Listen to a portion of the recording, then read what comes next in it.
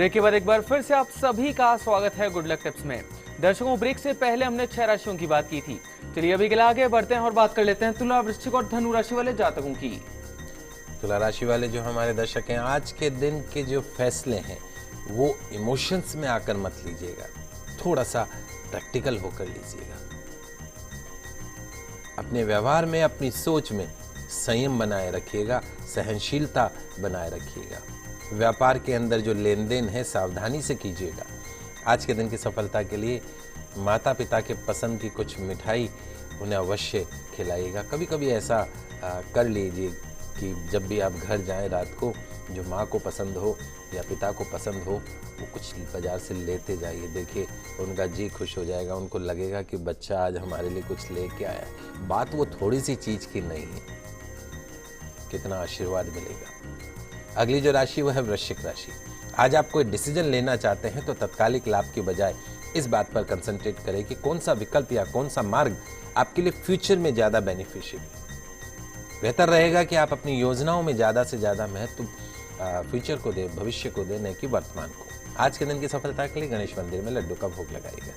अगली जो राशि वो धनु राशि। आज कार्य क्षेत्र में कुछ बदलाव हो सकता है जो कि आपके भले के लिए, परेशान मत होइएगा। व्यापार अच्छा चलेगा और ये बहुत इंपॉर्टेंट चीज़ है कि किसी भी हार्ड सिचुएशन का, कठिन परिस्थिति का जो सामना है वो हम सकारात्मक मन से कर सकते हैं, खुले मन से कर सकते हैं। यदि हम इस तरीके से कर पाते हैं तो हमारे लिए अच्छा साबित होता है। आज के दिन की सफलता के लिए गणेश मंदिर को गणेश जी को जल का अर्घ प्रदान करके दिन की शुरुआत कीजिएगा। पंडित जी, अंतिम 3 राशियों की तरफ बढ़ने से पहले एक दर्शक हमारे साथ जुड़ी हैं। वंदना जी हैं बीकानेर से, जो कि अपनी बहन उर्मिला के लिए जानना चाहती है। उर्मिला जी की जन्म की तारीख है 27/1/1984। उनके जन्म का समय शाम का 7:30 से लेकर 8 बजे के बीच का। वंदना जी, आपका बहुत बहुत स्वागत है हमारे कार्यक्रम में। अपना सवाल कीजिए। जय श्री कृष्णा पंडित जी। जय श्री कृष्णा बेटा, शुभ आशीर्वाद। जी पंडित जी, मुझे अपनी छोटी बहन के लिए पूछना है। उसका विवाह कब तक होगा और उसकी सर्विस का कोई योग है या नहीं, और उसके आगे का जीवन ठीक रहेगा, अच्छा दाम्पत्य जीवन। देखो बेटा, आपकी बहन उर्मिला की जन्म कुंडली में 2 बिग प्रॉब्लम्स है, बड़ी समस्या है। पहली समस्या तो यह है कि इसके 3rd हाउस में मंगल शनि की युति बनी हुई। अगर आपने इसकी जन्म पत्री देखी हो तो तीसरे घर में मंगल और शनि दोनों एक साथ बैठ गए। मांगलिक नहीं है, लेकिन 3rd हाउस में मंगल शनि की युति बनी है। मंगल शनि जिन जातकों की कुंडली में एक साथ एक ही घर में बैठता है, हमारा प्रैक्टिकल एक्सपीरियंस ये कहता है कि ऐसे लोगों के जीवन के अंदर या तो उनका विवाह होता नहीं है, विवाह हो जाए तो विवाह सक्सेस नहीं होता है, शारीरिक, आर्थिक, मानसिक कुछ ना कुछ समस्या बनी रहती। सबसे पहला काम, क्योंकि उम्र निकलती जा रही बेटा, already you are too late, तो सबसे पहला काम यह है कि बीकानेर में यदि कोई योग्य आचार्य हो उनसे बात कर लीजिएगा। खेजड़ी के पेड़ के नीचे या खेजड़ी के पेड़ के दंड के समक्ष मंगल शनि की शांति हवन यज्ञ करवाना है। उससे क्या होगा, मंगल शनि की जो हायर इंटेंसिटी है वो डाउन हो जाएगी। दूसरा, इस बच्ची की जन्म कुंडली के अंदर शनि की 7.5 चल रही है। नीच का चंद्रमा है, शनि की 7.5 है और शनि इसके दाम्पत्य घर का मालिक है। तो इसको क्या करना है, एक लोहे का छल्ला मिडिल फिंगर में पहनाना है। छल्ला खुला हुआ नहीं हो, छल्ला बंद हो, और सूर्यास्त के बाद दूध, दही, चावल, सफ़ेद चीज़ों का सेवन बंद कर दें। तुलसी जी की परिक्रमा करें, केले की परिक्रमा करें, और एक नियम मान ले, शनिवार के दिन सुंदरकांड का पाठ करें। शनिवार के दिन सुंदरकांड का पाठ करें, 6 महीने के अंदर सुयोग्य जीवन साथी प्राप्त होगा, ये मैं गारंटी से आपको कहता हूँ। पंडित जी, अभी के लिए एक और दर्शक हमारे साथ जुड़े हैं। कुंदन जी हैं भीलवाड़ा से। इनके जन्म की तारीख है 2/1/1988। उनके जन्म का समय है सुबह का 6:45 का। कुंदन जी, आपका बहुत बहुत स्वागत है हमारे कार्यक्रम में। अपना सवाल कीजिए। नमस्ते पंडित जी। जय श्री कृष्णा बेटा। पंडित जी, मेरी तबीयत ठीक नहीं रहती, मेरे शरीर में पूरे में खुजली वगैरह हो रही है महीने 2 महीने से, और काम में मन नहीं लगता है। आपका पूरा नाम क्या है? कुंदन सिंह भाटी। कुंदन सिंह भाटी। भाटी।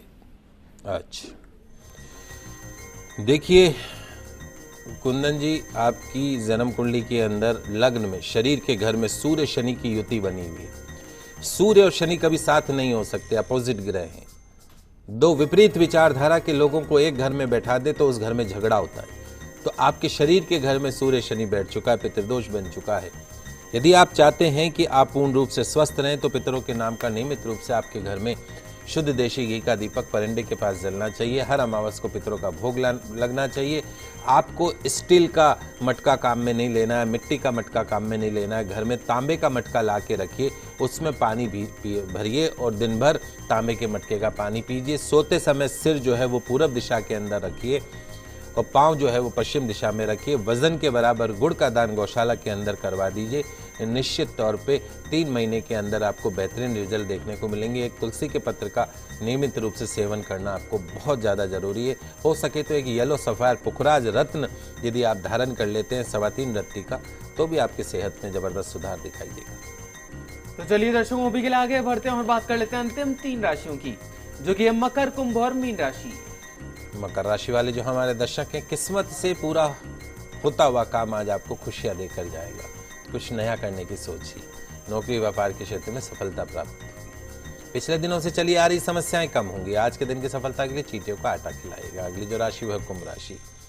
आज जितने भी इंपॉर्टेंट डिसीजन हैं वो सारे तथ्यों के ऊपर, विकल्पों पर अच्छी तरीके से विचार करने के बाद ही करिएगा और कल्पनाओं में अपना समय मत गंवाइएगा। सामने आ रहे जो अवसर हैं उनका प्रयोग कीजिएगा। आज के दिन की सफलता के लिए गौ माता को हरा पालक खिलाकर दिन की शुरुआत कीजिए। अंतिम जो राशि वह मीन राशि। आपके लिए आज का दिन नए अवसर लेकर आ रहा है।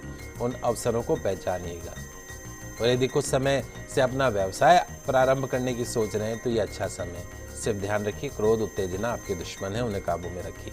आज के दिन की सफलता के लिए किसी गरीब कन्या को कुछ मीठा खिलाइएगा, दिन अच्छा गुजरेगा। तो दर्शकों, ये तो बात हुई आज के दैनिक राशिफल की। चलिए अभी के लिए आगे बढ़ते हैं और पंडित जी से जान लेते हैं कि आज का गुड लक टिप क्या कुछ खास लेकर आया है आप सभी के लिए। दोस्तों, कल जन्माष्टमी का त्योहार मनाया जाएगा। लगभग 52 साल के बाद में ऐसा संयोग आ रहा है। जब भगवान श्री कृष्ण जन्मे थे, ठीक वैसा ही संयोग कल बनने वाला है। तो यशोदानंदन देव की पुत्र श्री कृष्ण भारतीय समाज में कृष्ण के नाम से सदियों से पूजे जा रहे हैं। धरातल की बात करें, हम तर्क की बात करें तो भगवान श्री कृष्ण एक ऐसे नायक हैं जिसमें जीवन के सभी पक्ष विद्यमान हैं।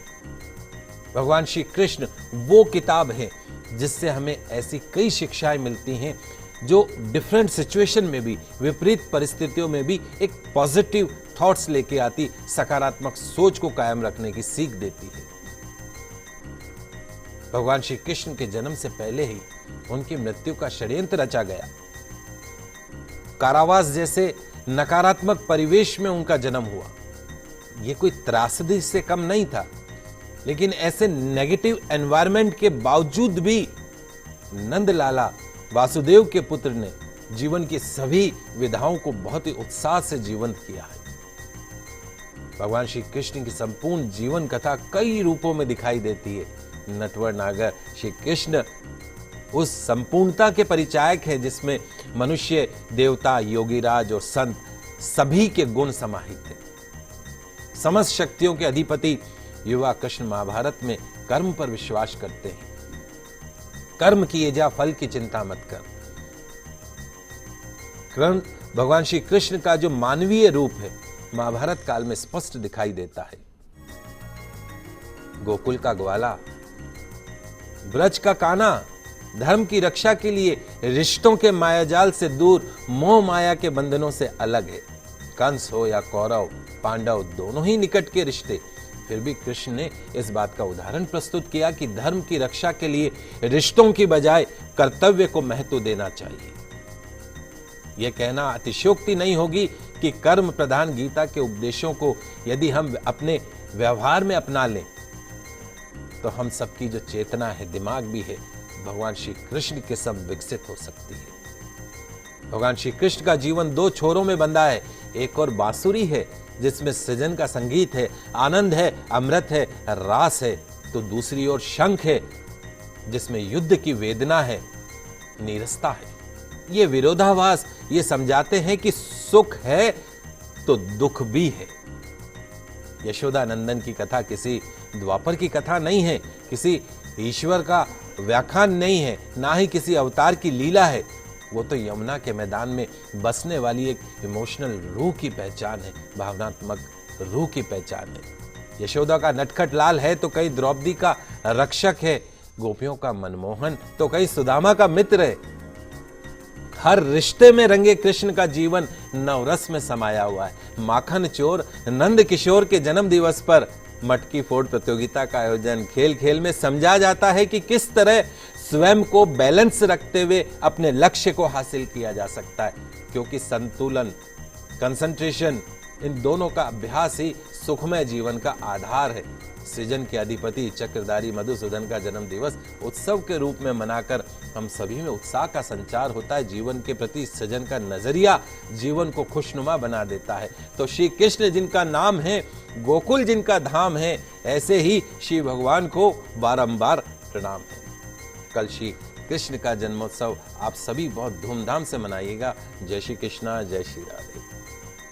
तो दर्शकों, हम उम्मीद करते हैं कि हमारे प्रोग्राम आज आपको काफी पसंद आया होगा। पंडित जी हमारे स्टूडियो में आने के लिए और दर्शकों की समस्याओं का समाधान करने के लिए और खासतौर पर कृष्ण जन्माष्टमी का महत्व बताने के लिए आपका बहुत बहुत शुक्रिया। आप सभी का आज का दिन मंगलमय हो, शुभ। जय श्री कृष्णा, जय माता की, जय श्री राधे। तो दर्शकों, अगर आपकी भी कोई समस्या है जिसका आप समाधान जानना चाहते हैं हमसे, तो आप भी हमें कॉल कर सकते हैं। आप हमें ईमेल भी कर सकते हैं। हमारा ईमेल आईडी है goodlucktips@firstindianews.com। कल फिर मिलेंगे, तब तक के लिए खुश रहिए, अपना ख्याल रखिए। नमस्कार।